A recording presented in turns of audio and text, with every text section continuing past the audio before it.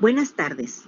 La Universidad Juárez Autónoma de Tabasco, a través de la Dirección de Tecnologías de Información e Innovación, les da la más cordial bienvenida a la conferencia Género y Sexualidad, elementos a considerar en la práctica profesional. Esta conferencia será impartida por el doctor Roberto Carlos González Fósil, quien es licenciado en Psicología por la Universidad Juárez Autónoma de Tabasco, maestro en Psicología Clínica por Antioch University, Los Ángeles, Culver City, California, con especializaciones en terapia de parejas y familias, psicología LGBT, de atención a personas lesbianas, gays, bisexuales y transgénero. Es doctor en Psicología por la Universidad de las Américas de la Ciudad de México y miembro de la America's Psychological Association de Estados Unidos. Actualmente es profesor investigador de la División Académica de Ciencias de la Salud de la Universidad Juárez Autónoma de Tabasco y editor y jefe del Departamento Editorial de Revistas Científicas de la UJAC. Agradecemos su participación.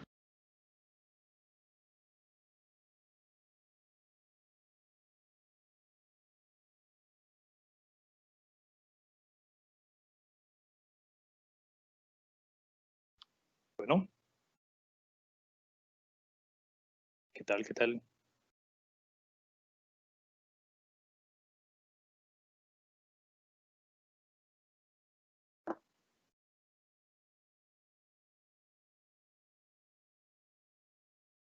Buenas tardes, no sé si me escuchan, yo no escucho en este momento nada, pero si me confirman, continúo. Adelante, por favor, lo escuchamos. Muy amable, gracias. Bueno, me da mucho gusto estar con ustedes hoy. Gracias por la invitación. Déjenme encender la presentación.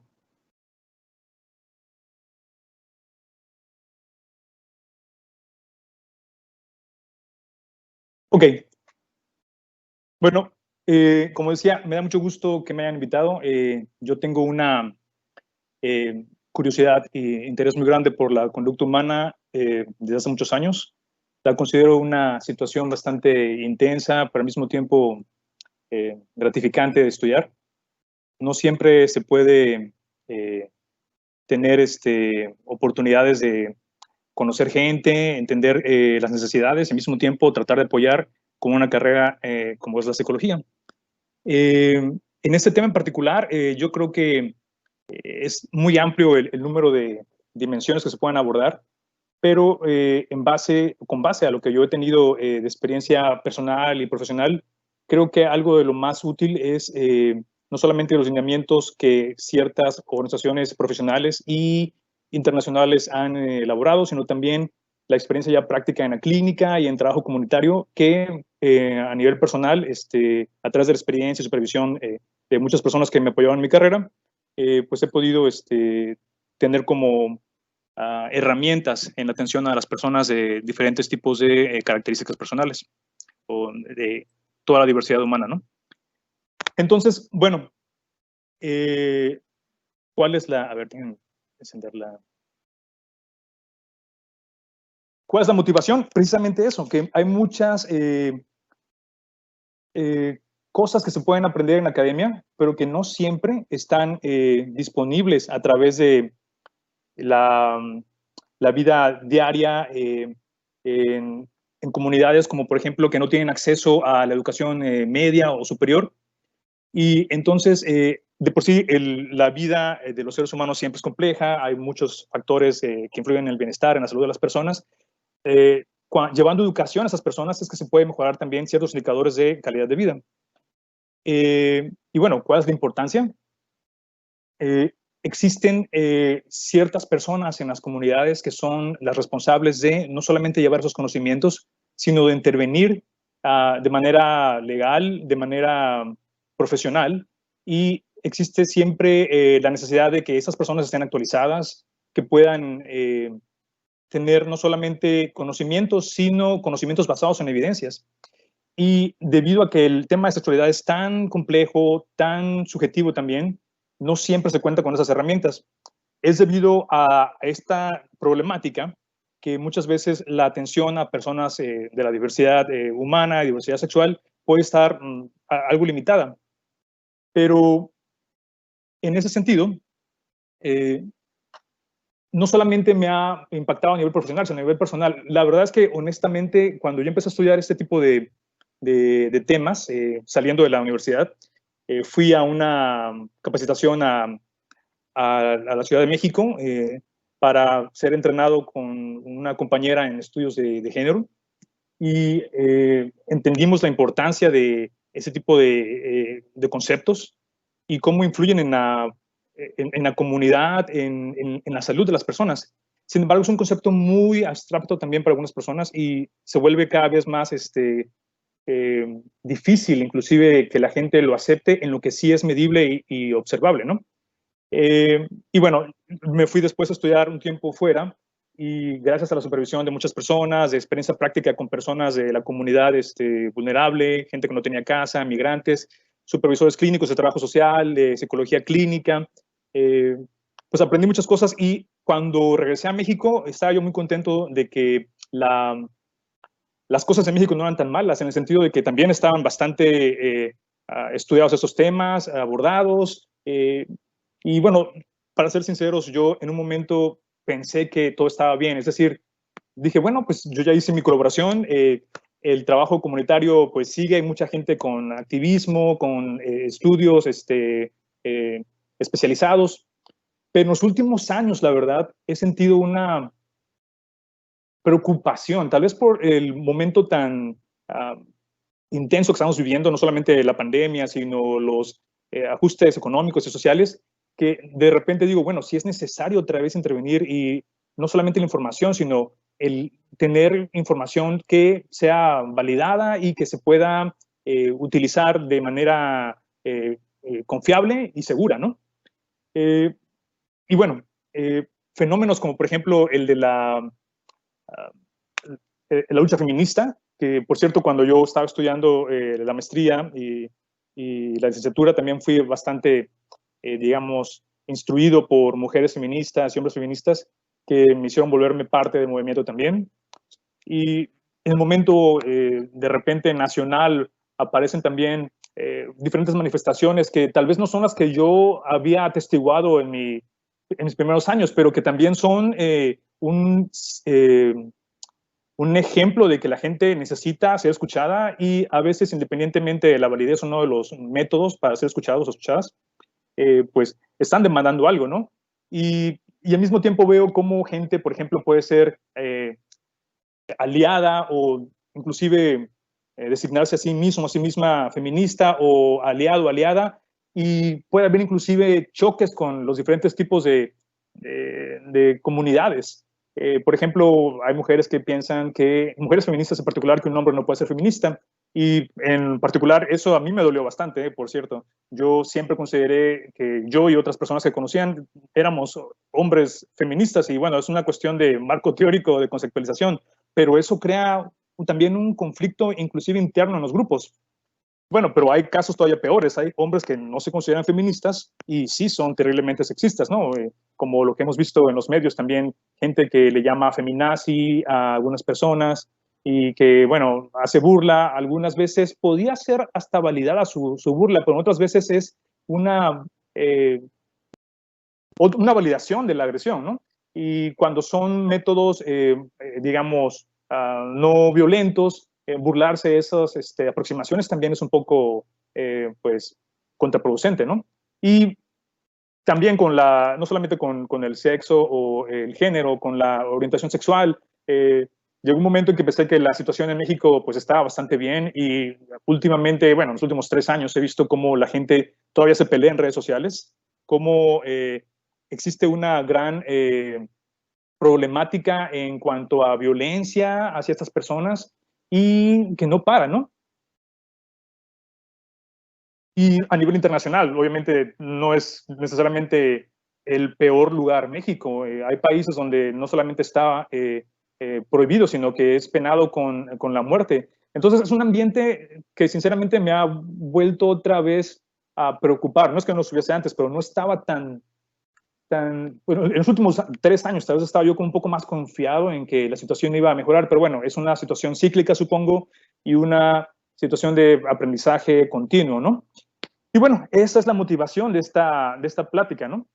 porque al final lo que todo el mundo yo creo quiere es armonía, independientemente de la característica personal de orientación sexual, de identidad sexual, de género, de ingresos económicos, de religión, armonía, ¿no? Y ese es el objetivo de esta, digo, la motivación de esta conferencia, ¿no? De esta ponencia.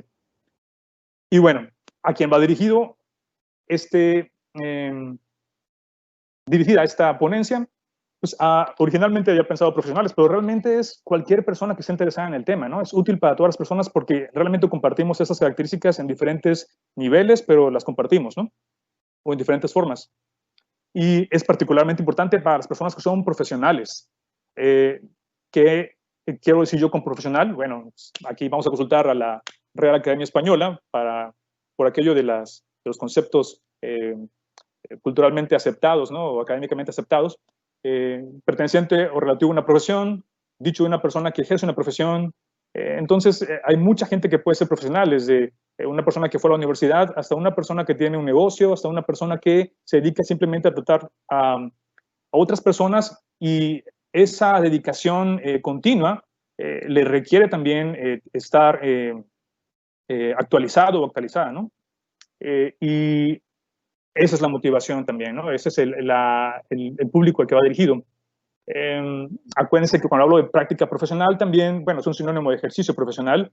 Recordemos que la definición también, por cierto, de la RAE en su diccionario es una práctica de uno o varios actos reconocibles como pertenecientes a determinada actividad profesional que exige título. Sin embargo, como comenté hace un momento, inclusive personas que no tienen educación formal a nivel escolarizado, me refiero, pueden ser beneficiadas por esto porque es una dimensión humana, no exclusiva de las personas profesionales, pero es importante en particular para profesionales. Bueno, entonces, ¿qué es sexualidad? Vamos otra vez a consultar a la Real Academia Española, y su definición es conjunto de condiciones anatómicas y fisiológicas que caracterizan a cada sexo, perdón, apetito sexual y propensión al placer carnal. Qué concepto tan más intenso, ¿no? Bueno, yo siempre he dicho que la RAE es una fuente de consulta muy importante, pero no es la única, sobre todo a nivel disciplinar en diferentes carreras, ¿no? Por lo tanto, ¿qué tal si consultamos también a la Organización Mundial de la Salud, que la define como aspecto central del ser humano a lo largo de la vida, que abarca sexo, identidades y roles de género, orientación sexual, erotismo, placer, intimidad y reproducción? Es muy importante aquí tener en cuenta que reproducción está ahí, pero no nada más. Hay otros elementos, otras dimensiones. Por ejemplo, cómo me identifico, de quién me enamoro, quién me atrae física o sexualmente, qué me estimula romántica o sexualmente, qué me da placer a nivel físico, a nivel afectivo, y la intimidad o cercanía personal. No es nada más reproducción, y es un concepto bastante amplio viéndolo de esta forma, no de una manera, digamos, pues no quiero decir antigua, pero no actual, en la que se reducía solamente a la reproducción y por lo tanto había ciertos conflictos, ¿no? Pero hay que consultar también otras fuentes, como por ejemplo la APA, la Asociación Americana de Psicología, que en su diccionario la define como la capacidad de obtener placer de diversas formas de actividad, comportamiento sexual y particularmente las relaciones sexuales, ¿no? La capacidad de obtener placer de diversas formas de actividad y de comportamiento sexual y particularmente de relaciones sexuales. Todos los aspectos del comportamiento sexual, incluyendo la identidad de género, orientación y actitudes y actividad. Son, digamos, conceptos tal vez más amplios que pueden inclusive darnos un entendimiento que no va simplemente a lo biológico, como vimos en el concepto anterior, ¿no? Y bueno, a ver.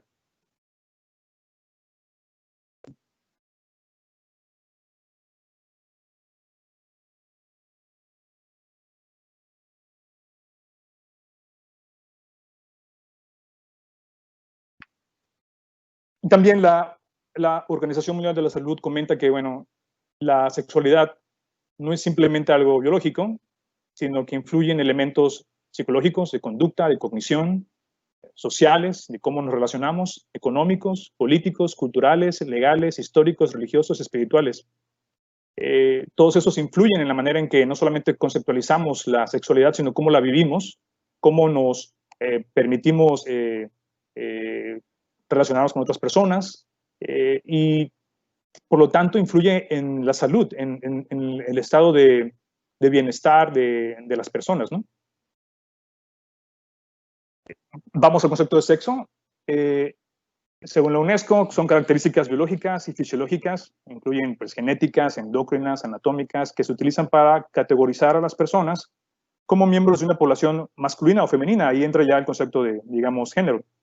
Pero también, interesantemente, UNESCO comenta, por cuestiones ya de estudios actualizados, tener en cuenta el concepto de intersexual o de intersexualidad, que si consultamos a la OMS, define que son características que las personas pueden tener a nivel biológico o físico, a nivel anatómico sexual, de órganos reproductores o de patrones cromosómicos, que les hacen no encajar en las definiciones regulares de lo que es un hombre o una mujer. Aquí lo interesante es que de manera clásica o tradicional se ha entendido a la intersexualidad como un desorden o una, pues, un problema, una enfermedad, bueno, una enfermedad, no, una condición negativa. Sin embargo, los estudios ya de varios años atrás mencionan que las personas, dependiendo del tipo de condición intersexual, porque hay muchas, pueden tener una vida tan productiva en esa, entre comillas, ambigüedad sexual. Y esto ha dado pie a que las personas se den cuenta de que, bueno, la categoría sexo ha sido muy práctica en definir hombre y mujer, pero no es la única que existe porque no representa, digamos, a todas las combinaciones que existen en la población humana, ¿no? Tal vez no es un número muy grande, los estimados son difíciles todavía de tener porque usualmente se invisibilizaba esta población, es decir, se procedía a un tipo de intervención médica para tratar de borrar la ambigüedad y adecuar a las personas a un sexo, pero muchas personas intersexuales, que por cierto en algún momento pueden ser categorizadas como transgénero, que es otra categoría, eventualmente se dieron cuenta de que pues, son productivas, son felices y en muchos casos sin intervención médica de ningún tipo, ni hormonal, ni quirúrgica, tienen vidas satisfactorias. Y eventualmente creo que ese término va a ser algo que va a cambiar el modelo de sexo binario, que bueno, no hay que forzarlo demasiado porque hay mucha gente que está bastante aprensiva con esto, le cambia la dimensión de lo que entiende por lo que ha vivido como romance, roles en los cuales puede estar muy cómodo o cómoda, pero la verdad es que no es la realidad de todas las personas. Existen personas que no son solamente clasificables como mujeres o hombres, y bueno, por eso se ve como algo dinámico, ¿no? Algo continuo. A ver. Este dibujo, este diagrama o figura más bien, es una, no directamente de uso 100% académico, científico, pero sí muy didáctico, modelo de representación de las diferentes dimensiones de la sexualidad que creo que ya muchas personas saben. Por cierto, yo sé que esta plática podrá ser escuchada por personas que ya saben del tema y bueno, espero que me puedan aguantar durante estas partes que ya conocen, pero yo creo que es importante, digamos, avanzar rápidamente en conceptos básicos para que la gente que tal vez no las conoce las pueda utilizar en las demás ejemplos o aplicaciones, ¿no? Pero bueno, esta figura de, bueno, la persona de jengibre es una manera, por cierto, dice persona, no dice hombre ni mujer, porque persona es un término que puede ser utilizado a ambas definiciones, ¿no? Y bueno, habla de la diferencia que hay entre identidad sexual, atracción, expresión, sexo, y por ejemplo, habla también de cómo el continuo puede ser también visto de una manera más radical, inclusive para muchas personas, porque, por ejemplo, no habla de nada más atraído a los hombres o mujeres, sino también a cualquier persona por su característica de ser persona. Aquí entran conceptos como pansexualidad, como bisexualidad inclusive, pero a nivel personal, por cierto, yo siempre he dicho que, por si alguien conoce el término de no conoce el término de pansexualidad, se refiere a la orientación sexual que incluye enamorarse o atraerse romántica o físicamente de personas independientemente de su sexo. Pueden ser hombres, mujeres, ninguna de las anteriores, y se enamoran por las personas. Eso se me hace algo tan sublime.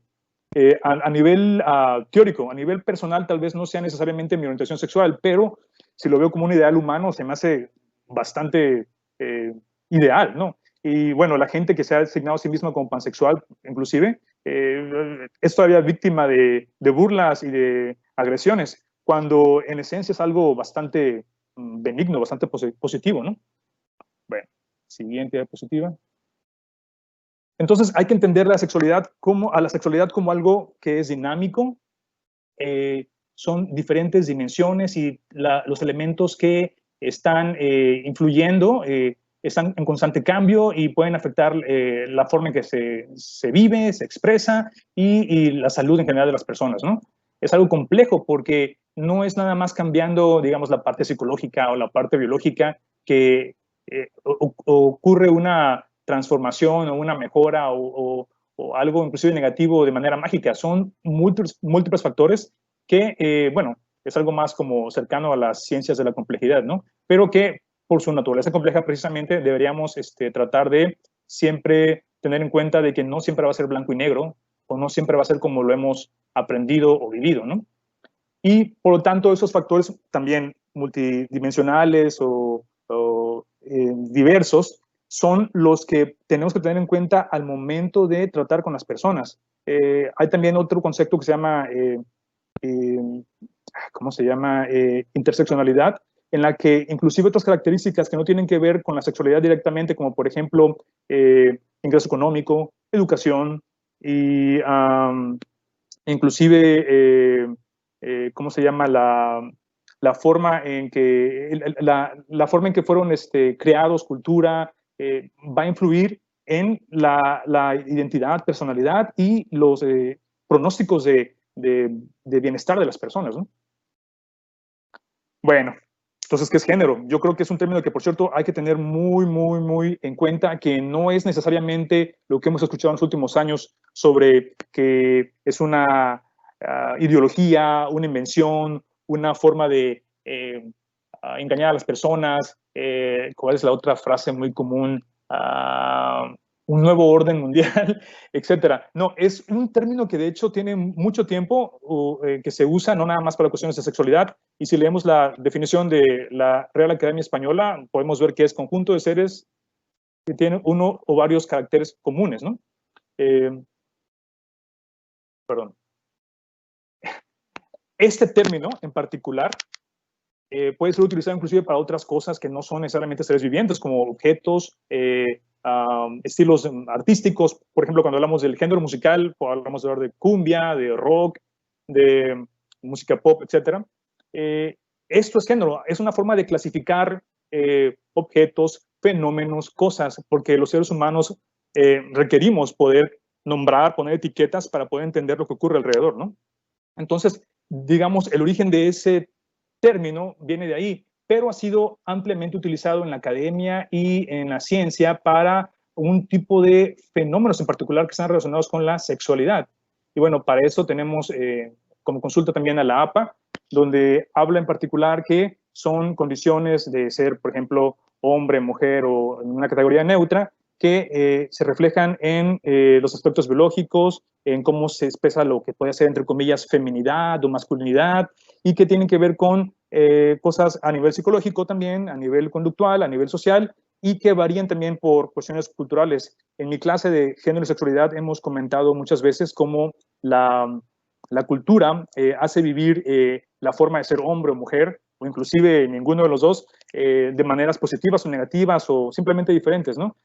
Recordemos los casos de las personas mushes en Oaxaca, que son no necesariamente vistas como algo negativo, o las comunidades de dos espíritus en la América nativa, donde las personas que en esos tiempos serían consideradas como transgénero, o inclusive intersexuales, porque realmente no sabemos si eran intersexuales muchas de ellas, pues eran vistas como personas valiosas de la comunidad, no eran necesariamente una patología, un desorden, ¿no? Era algo aceptable, ¿no? Y bueno, también habla la APA de las categorías gramaticales en cuestiones de lenguaje que implican cuestiones como femenino, masculino y que se aplican a los pronombres, adjetivos, etcétera, ¿no?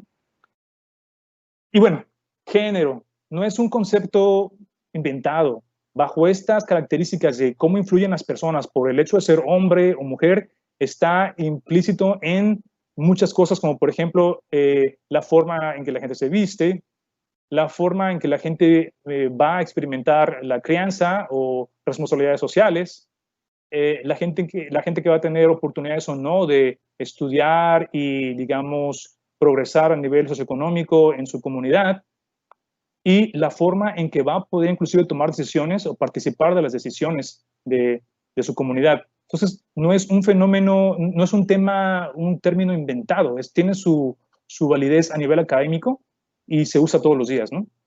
Por ejemplo, la OMS lo utiliza para describir cuestiones que las personas pueden en particular enfrentar, pueden enfrentar cuestiones de vida o muerte, como por ejemplo el embarazo en sí mismo es una situación de riesgo. El embarazo, cuando es cuestiones de temprana edad, aumenta la mortalidad de las personas, tanto del bebé como de las mujeres o de la madre. Entonces, esto es una cuestión de género. Cuando se hablan de diferencias de pago en las personas por ser hombres o mujeres, esto es género. Cuando hablamos de que algunos hombres se mueren más en una comunidad porque son quienes practican algunas características de, ¿cómo se llama?, de actividades laborales más peligrosas, eso es cuestión de género. El género es entonces una situación que existe, que se define con ese término, pero que es también multifactorial y que en muchos casos se puede medir, ¿no? Con esos indicadores como expectativa de vida, y ingreso económico, etcétera, ¿no? Tan así que, bueno, la OMS lo utiliza en sus comunicados constantes a nivel internacional, en otros países, como por ejemplo en Estados Unidos, la CDC, que es la organización que se encarga de vigilar las enfermedades o estados de salud de las personas a nivel poblacional, también utiliza el término de género para sus programas de salud, ¿no? Puede ser enfocado a personas en particular, como pueden ser mujeres embarazadas, parejas jóvenes con los riesgos que pueden tener de infecciones de transmisión sexual o relaciones y violencia, y las personas LGBT también, ¿no? Lesbianas, gays, bisexuales y transgénero. En México también el término ha sido utilizado bastante ampliamente por inclusive instituciones como la Secretaría de Salud para, como mencionamos antes, focalizar los esfuerzos de salud pública a poblaciones vulnerables. Es decir, ¿se dan cuenta que hasta ahí no es un invento?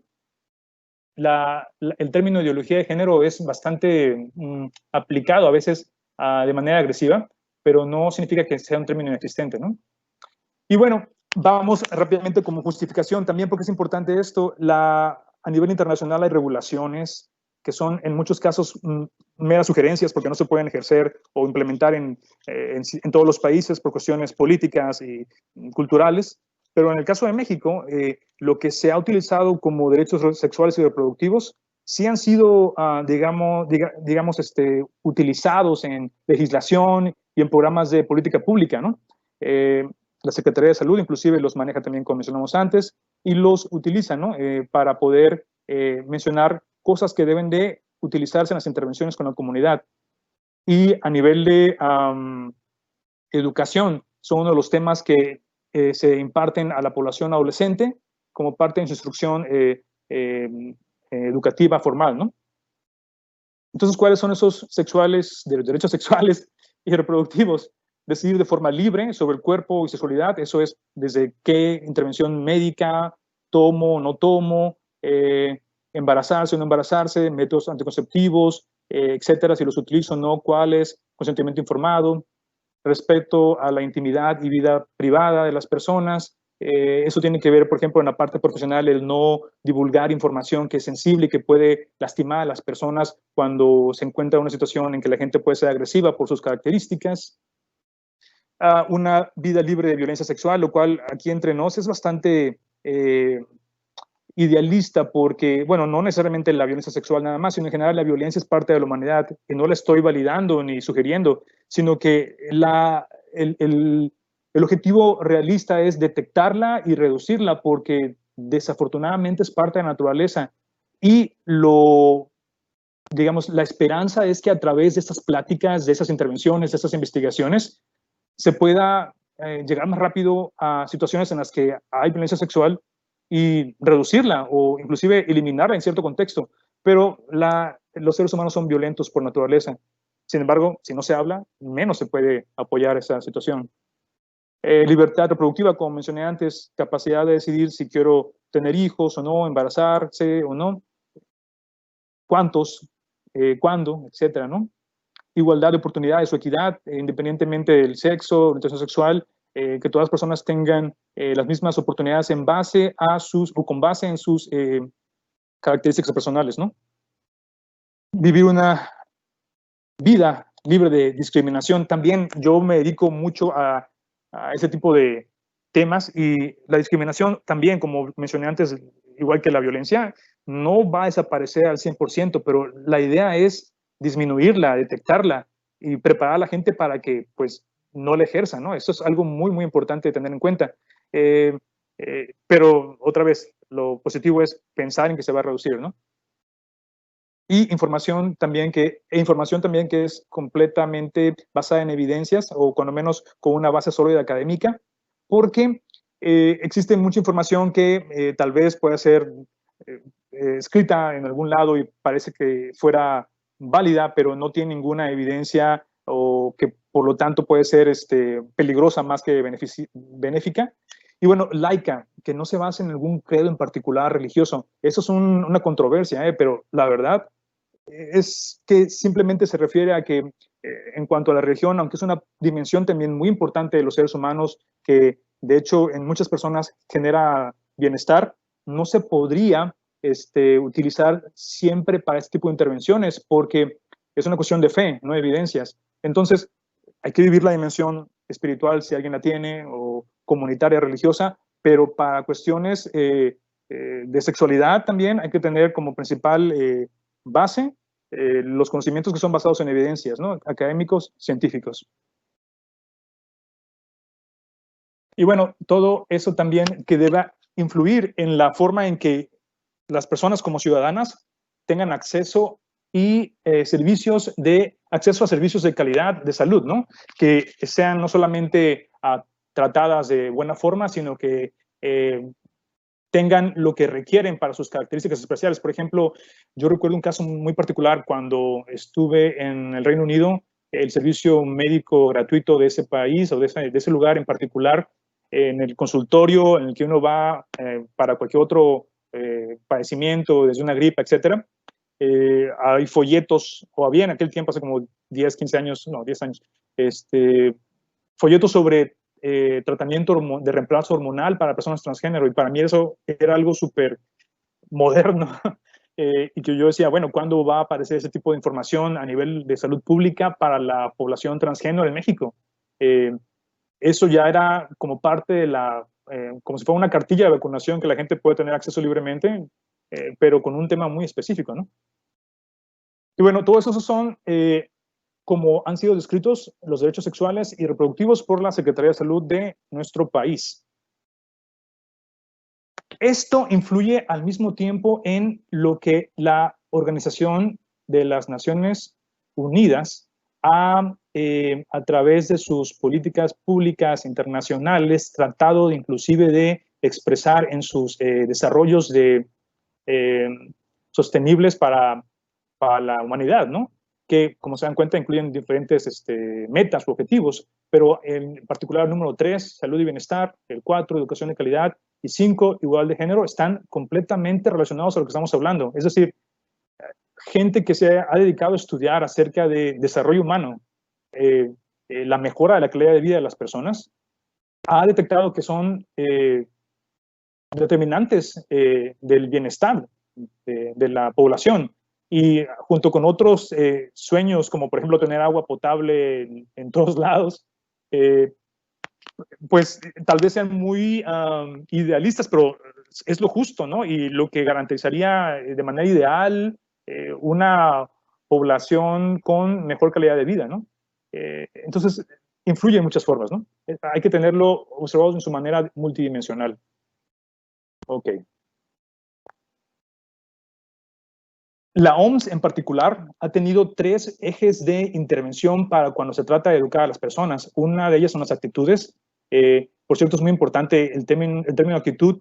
En muchos casos, a nivel académico-científico, ha reemplazado el término homofobia, sexismo, inclusive porque es un poco más medible o más operacionable, pero es la forma en que nosotros podemos tratar a una persona, tener una idea preconcebida y probablemente actuar hacia esas personas o poblaciones. Por lo tanto, hay que tratar de entender las actitudes, conocer las actitudes y tener información o conocimientos especializados de esta población para eliminar el prejuicio. Y al mismo tiempo, o más bien de manera eventual, crear habilidades para el trato con esta población. Entonces, esos pilares de la educación de la diversidad son los que usualmente se ven reflejados en la currícula de las universidades y de los programas de diversidad humana, ¿no? Bueno, entonces aquí va la parte personal, ¿no? ¿Qué es lo que yo, de manera personal, he podido, digamos, no solamente escuchar, experimentar, sino de manera anecdótica tal vez, comprobar y eventualmente a través de investigaciones, inclusive documentar más seriamente, en la práctica profesional de cualquier persona, de cualquier disciplina, lo siguiente: hay que ver la sexualidad como algo fluido, algo dinámico, algo complejo, positivo e importante, ¿no? Recuerden, no es nada más genitalidad, no es nada más coito, no es nada más cortejo, no es nada más ligue, es romance, es bienestar psicológico, afectividad, supervivencia humana por lo que se forma de parejas, familias. Es algo que puede ser inclusive a nivel sensorial, no solamente placentero, sino positivo para el bienestar o subjetivo percibido. Es algo importante, ¿no? Otra sugerencia: evaluar prejuicios y actitudes, como mencionamos antes. ¿Qué es lo que yo tengo de idea preconcebida acerca de un grupo particular? De las mujeres, de los homosexuales, de las lesbianas, de los bisexuales, etcétera, ¿no? ¿Y qué actitudes estoy teniendo que pueden influir en mi trato con esas personas? Es muy importante.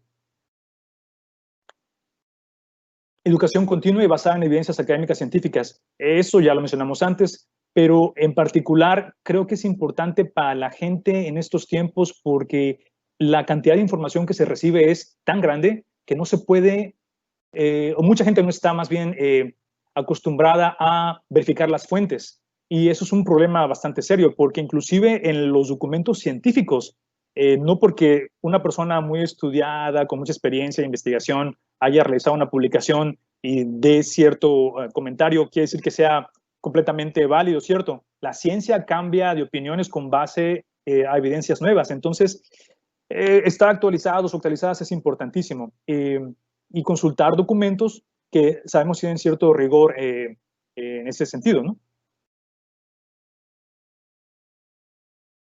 A ver. Buscar y emplear apoyo profesional especializado, ¿no?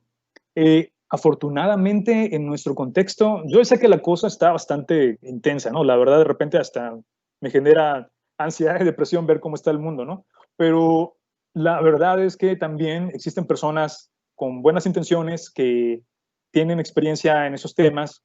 En la División de Salud de la Universidad Juárez Autónoma de Tabasco también hay personas que estudian esos temas, personas sexólogas, sexólogos, gente que estudió en particular la temática de género, personas a nivel clínico, gente que tal vez se está actualizando y que no solamente con su experiencia a nivel comunitario, sino a nivel académico, está tratando de estar siempre con la mejor información para atender a esas poblaciones. Entonces, cuando algo no sepamos, hay que recurrir a esas personas.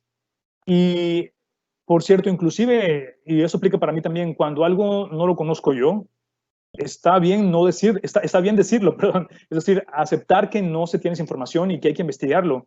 he ahí donde las redes de academias, de ciencia, de activistas, son útiles porque nos permiten, si no tenemos una información, encontrarla, debatirla y eventualmente validarla. Entonces, afortunadamente, y esto es la parte positiva también de este panorama, en nuestro contexto hay muchas personas profesionales y especializadas en esta temática.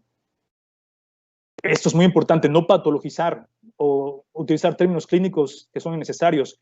Yo creo que esto es bastante difícil para algunas personas, sobre todo el área médica y psicológica, que yo creo que hay una etapa, eso es anecdótico, pero por lo que yo he experimentado o visto, en que les encanta estar utilizando lo que están leyendo en un criterio de diagnóstico, como el DSM, el PSI, etcétera, y están utilizando términos, por ejemplo, digamos, no sé, bipolaridad, todo el mundo puede estar, no sé, deprimido, o términos que son de una utilidad innegable, pero que cuando no es el contexto adecuado crean más daño que beneficio. Entonces, inclusive para la gente que se dedica al área clínica, no utilizarlo si no es requerido. De hecho, por ejemplo, la APA tiene como unos lineamientos no utilizar términos diagnósticos cuando no se está en una sesión o un ambiente previamente requerido de diagnóstico. Es decir, de manera coloquial, alguien puede decir, esa persona está loca, pero obviamente no solamente es no apropiado, sino que no es un término técnico, pero hay gente que inclusive utiliza un término clínico y no solamente no tiene la interacción con la persona en cuestión, sino que puede crear una etiqueta que se va deformando de su utilidad clínica y que crea un estigma a las personas que sí pueden tener esa condición o ese desorden. Y bueno, no es definitivamente algo positivo ni productivo. En este mismo sentido, por ejemplo, la OMS, un ejemplo, con el término transgénero, si bien antes estaba catalogado como un desorden, en su última versión del CIE, donde se listan las enfermedades o desórdenes de diferentes tipos, ya no incluye el ser transgénero como eso, como una enfermedad o un desorden, sino como una, básicamente, condición de salud que por el hecho de ser codificable, es decir, no es un desorden, pero está codificable o con un número asignable, se puede acceder a recursos como, por ejemplo, tratamiento hormonal o asesoría médica psicológica.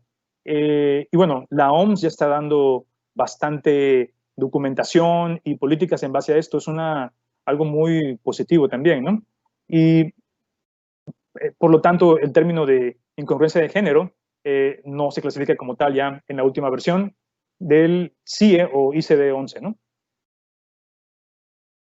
Definición y observación de límites. Por ejemplo, esto es muy importante y es a nivel práctico también. Por ejemplo, yo en el área académica o alguien en la parte empresarial o con atención a clientes, saber hasta dónde sí, hasta dónde no, qué puede ser cortejo, qué puede ser acoso, qué puede ser un chiste o qué puede ser una agresión, qué puede ser algo apropiado o algo negativo, discriminación o algo inclusive penado por las leyes locales. Esto es un tema en sí mismo también que amerita una plática, una instrucción o asesoría en diferentes organizaciones en su momento adecuado, pero que yo creo que a nivel personal todo el mundo puede analizar. ¿Cuándo es mi interés, mi necesidad de comunicarme o de expresar mis opiniones contrarias, algo válido y algo negativo, que puede terminar en bullying o inclusive en suicidio, ¿no? Uso del lenguaje incluyente, eso es muy importante, pero ya sé que a mucha gente le molesta bastante, ¿no? No se mortifiquen, no es tan difícil y no se trata de cambiar todos los adjetivos. Hay un montón de opciones, muchos manuales. Lamentablemente, algunos ya no están disponibles. Ya estuve checando la página de CONAPRED y ya no está. Pero hay manuales de diferentes instituciones u organizaciones que están desde hace mucho tiempo utilizando ese tipo de sugerencias. Y cuando hablo de lenguaje incluyente, no me refiero nada más a poner todo en femenino o género neutro, sino también a hablar de gente que puede tener una orientación sexual diferente. Por ejemplo, cuando alguien saluda y dicen, ¿qué tal, chicas? Viene, por ejemplo, tal actor, prepárense porque está muy guapo. Es como decir, bueno, que a un chico no le puede gustar otro chico. O sea, eso es técnicamente una forma de discriminar o ignorar que hay más orientaciones sexuales que la heterosexualidad, ¿no? Eso es lenguaje incluyente. Y, por cierto, no nada más es cuestión de la manera en que uno se expresa. A nivel científico académico existe la justificación de este tipo de lenguaje, porque en traducciones, por ejemplo, tal vez en español se diga, bueno, es que el término masculino aplica para todas las personas, pero si usted utiliza un término que dice los estudiantes fueron, no sé, encuestados, la persona que traduzca eso, que vaya a traducir la frase literalmente, puede entender que eran participantes nada más hombres. Si uno utiliza de repente el término las personas, participantes, ya se está haciendo algo neutro o se puede ser inclusive algo más específico, como por ejemplo las personas son hombres y mujeres o que se identificaron como hombres y mujeres. No es ser chocante, sino es ser, tener especificidad, ser específicos, específicas con lo que se está diciendo. Y eso también es ser incluyente, ¿no?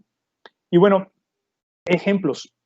La RAE que utilizamos antes, perdón, inclusive en este momento, esta captura de pantalla la hice el día de hoy. Si pueden observar, cuando define juez o jueza en particular, en el apartado 6, todavía sigue incluyendo como una definición coloquial que la jueza es la mujer del juez, o sea, así o más sexista, ¿no? Pero bueno, acuérdense que también esto es un tema de debate y una conversación en sí misma de qué sigues o qué no sigues en cuanto a recomendaciones de la Real Academia Española, ¿no? En lo personal, yo lo utilizo para cuestiones, sí, gramaticales, de definiciones básicas, pero cuando quiero utilizar un concepto que es más especializado, me guío por las profesiones que uno puede tener, ¿no? Y no solamente ahí, a mucha gente le duele decir médica, ¿no? Pero también, por ejemplo, es sexista, como dicen en el número 3 de médica o médico, la mujer del médico. A mucha gente le duele y yo lo que siempre aconsejo es seamos empáticos, empáticas. Por ejemplo, si alguien dice es que médica suena muy feo, pienso que están hablando de una clínica y no de una mujer, ¿no? Bueno, pónganse en los zapatos de una persona que tal vez lo viva al revés, ¿no? Por ejemplo, una persona que se dedica a la enfermería y le celebran el día de la enfermera y él se identifica como hombre, entonces no es su día, o sea, ahí sí mucha gente diría, hey, perdón, aquí también hay hombres, ¿no? Entonces, esa falta de ponerse en los zapatos de las otras personas es lo que podría ser un obstáculo para que entendamos por qué es importante el término o el lenguaje incluyente, ¿no? Entonces, ustedes son enfermeros, por ejemplo, ya, sinceramente, ¿les molestaría que alguien entrara a una habitación, son 5 mujeres y uno de ustedes es hombre y alguien diga, hola chicas? Es como que o no les ven o les consideran mujer y mucha gente inclusive se puede sentir ofendida o ofendido por que les digan que son mujeres o les pongan características femeninas. O sea, es un término despectivo inclusive para muchas personas. He ahí la importancia del lenguaje incluyente, ¿no? Consultar asociaciones profesionales como por ejemplo la APA, si se dedican por ejemplo a leyes, consultar su asociación nacional o internacional y ver qué lineamientos tienen acerca de ese tipo de cuestiones. Y también, si no lo tienen, pues sugerirlos, ¿no? Mucha de la actividad que se ha hecho de avance en cuestiones de diversidad ha sido porque la gente por ejemplo, en el caso de la psicología, fue gente para psiquiatría y psicología que de manera personal, por motivaciones comunitarias o personales, se dedicó a trabajar en esos temas y que modificó eventualmente, junto con otras investigaciones, la percepción inclusive de la homosexualidad como una enfermedad, y eventualmente está pasando lo mismo con las personas transgénero, las personas intersexuales. Es decir, el activismo a nivel profesional es bastante útil. Conocer, analizar y seguir aspectos legales. Hay situaciones, tal vez en México no es necesariamente siempre la norma, pero que podrían inclusive castigar a las personas que no sigan estas formas de proceder. En el caso de la psicología, por ejemplo, que es el que tengo más presente, la gente que hace terapia de conversión para cambiar, entre comillas, la orientación sexual de las personas, tal vez aquí no se castigue, pero en otros países es un motivo de que le quiten la licencia o cédula o el equivalente de la cédula en su país, ¿no? Porque es algo que no se considera ético ni ni benéfico, no es algo negativo. Y bueno, actualizar políticas personales. Si yo tengo un empleo, un rol gerencial en una institución, organización, inclusive mi propia empresa, crear elementos que apoyen a esta población. Por ejemplo, en la Ciudad de México hubo una política que le pedía a ciertos establecimientos que tuvieran una placa visible que dice que en este lugar no se discrimina por cuestiones de sexo, orientación sexual, etcétera, ¿no? Y bueno, esto pues básicamente era un requerimiento, ¿no? Pero ¿hasta qué punto esto puede influir, aunque no fuera un requerimiento de manera positiva, en la aceptación que tendrían nuestro negocio, nuestra empresa, nuestra organización, en la gente que sería cliente o usuaria de nuestros servicios? Esto es muy importante, ¿no?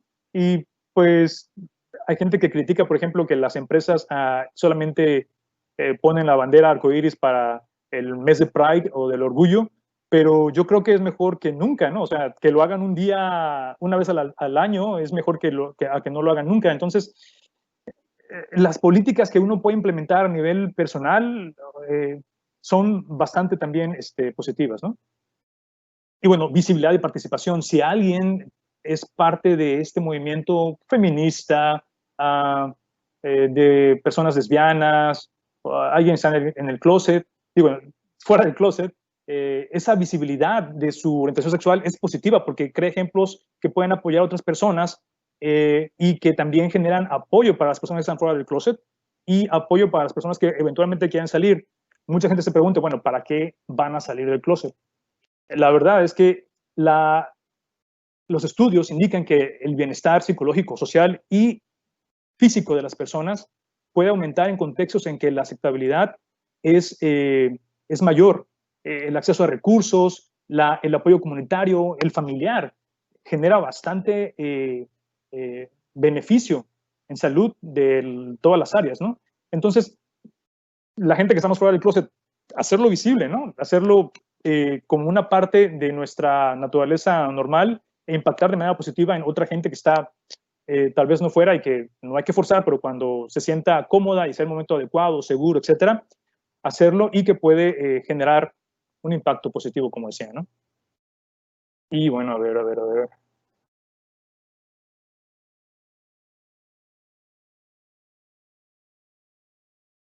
Empatía, respeto y comunicación. A veces he visto conversaciones en Facebook, Twitter, de gente que por esos temas entra en un debate súper acalorado y yo siempre he tenido la política de que el objetivo no es ganar el debate, sino llegar a un punto común, no necesariamente de acuerdo, pero de beneficio mutuo, y ponerse en los zapatos, el respetar, tratar a las personas como nos gustaría que nos trataran, y el comunicar es lo que va a hacer que las personas puedan entender tal vez la situación de vida de otras poblaciones y ser más adecuadas en la forma en que van a intervenir de manera profesional, de manera vecinal, de manera familiar con esas personas, ¿no? Hay un ejemplo en particular que quiero poner. A ver.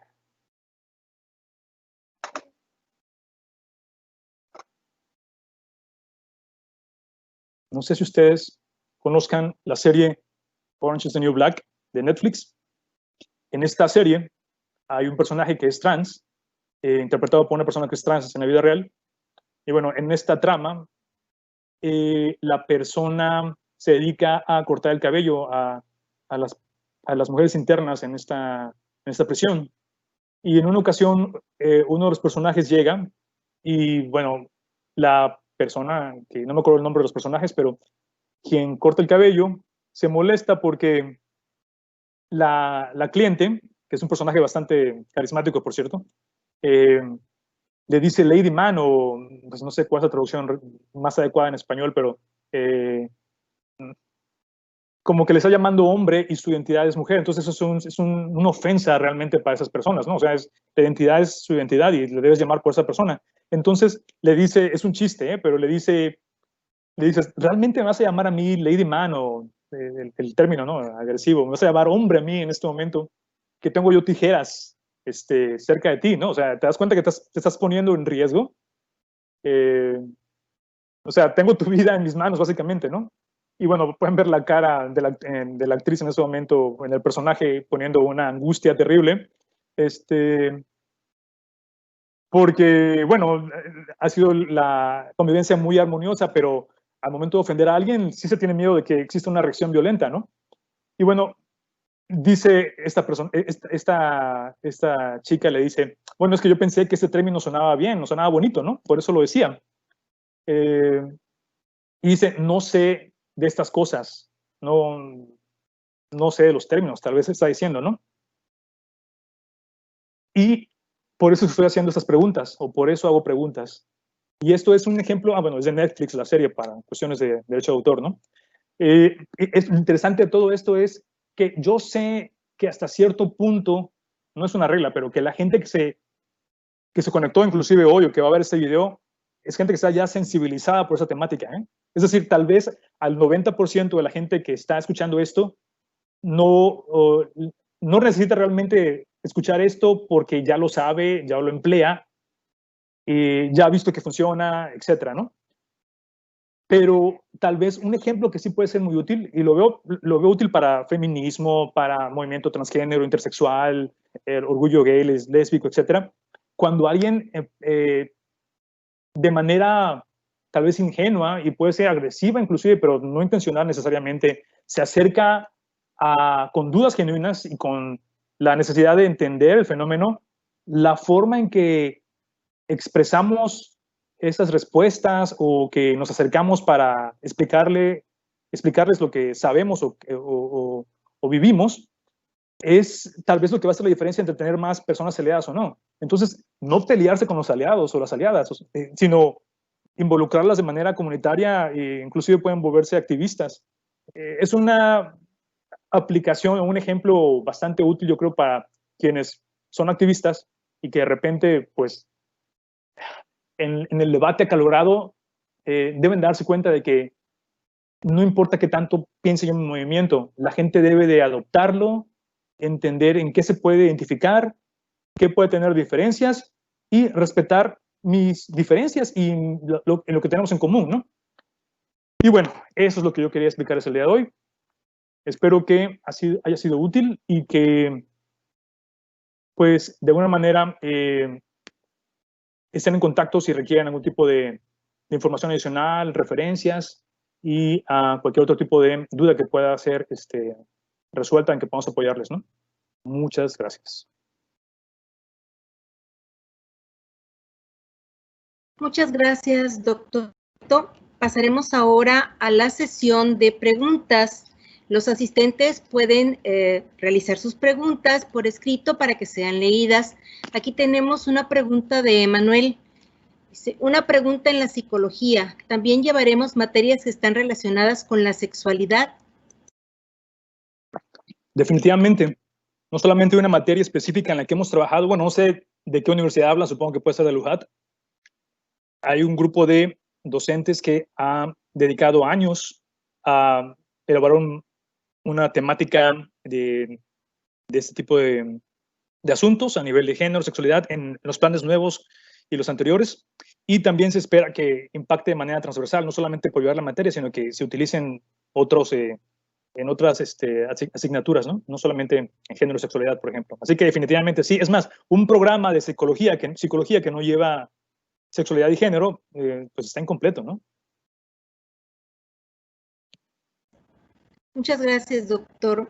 Gloria pregunta, quiero felicitar al doctor Roberto por esta charla. Resalta la importancia de abordar la sexualidad de manera ética y respetuosa. Eduardo comenta, ¿cuál consideraría el mejor medio o mecanismo para lograr una correcta acepción sobre los temas de género y sexualidad? ¿Acepción o aceptación? Supongo que puede ser aceptación, acepción. ¿No? Él puso acepción, doctor. Pues le repito la pregunta.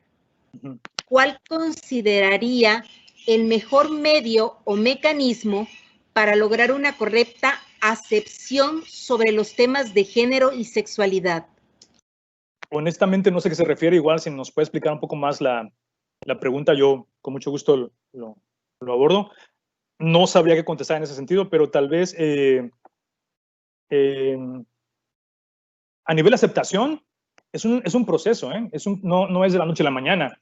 La gente podría tomarle toda una vida o nunca, sobre todo porque ya aprendió a vivir así y en muchos casos es más difícil el cambio de conducta, el cambio de ideas, pero yo creo que no hay peor lucha que la que no se hace, y lo que se ha demostrado es que el contacto de esas poblaciones con la población en general aumenta la actitud positiva.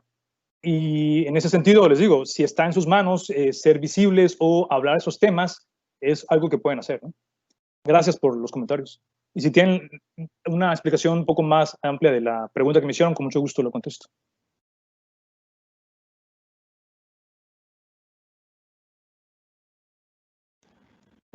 No ha escrito todavía nada, doctor. El joven Emanuel le da las gracias por su respuesta. Si alguien más tiene alguna pregunta o algún comentario, por favor, esperamos su escritura.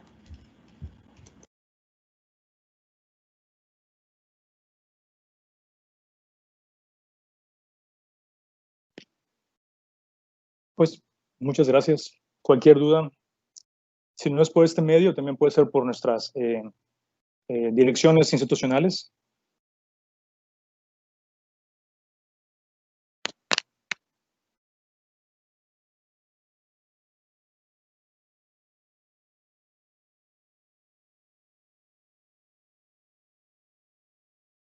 Al parecer ya no hay más preguntas, doctor. Muchas gracias, muchas gracias.